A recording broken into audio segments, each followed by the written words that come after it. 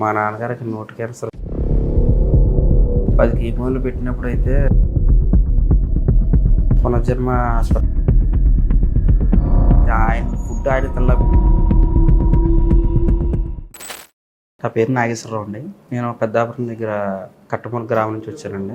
మా నాన్నగారి పేరు వీరభద్రరావు గారు అండి. మా నాన్నగారికి నోటి క్యాన్సర్ వచ్చిందండి. కాకినాడ దగ్గర చూపించామండి. కీమోలు కొట్టి పెట్టించారండి. 35 కీమోలు ఎక్కినాయండి.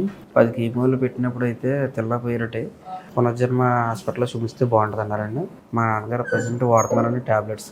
ఇప్పుడు మేము 6 టైమ్స్ వాడామండి. ఎటువంటి సైడ్ ఎఫెక్ట్ రాలేదు. మా నాన్నగారికి ఎటువంటి ప్రాబ్లం రాలేదండి. అలాగే కంటిన్యూ చేస్తున్నామండి.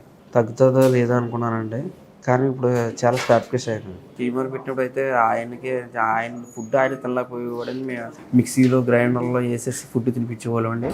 ఇప్పుడైతే మిక్సీ అవసరం ఉండలేదండి. ఇప్పుడు డైరెక్ట్ ఫుడ్డే తినేస్తానండి. నేను ఫస్ట్ టైం అయితే ఈ ట్యాబ్లెట్ తీసుకున్నప్పుడు అండి పనిచేస్తా లేదా అనుకున్నానండి.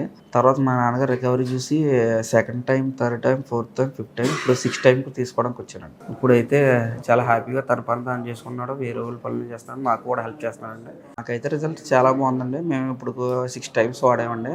కానీ మాకైతే హ్యాపీ అండి. మీరు కూడా మీరు సాటిస్ఫాక్షన్ అవుతే మీరు కూడా అలా చేయండి.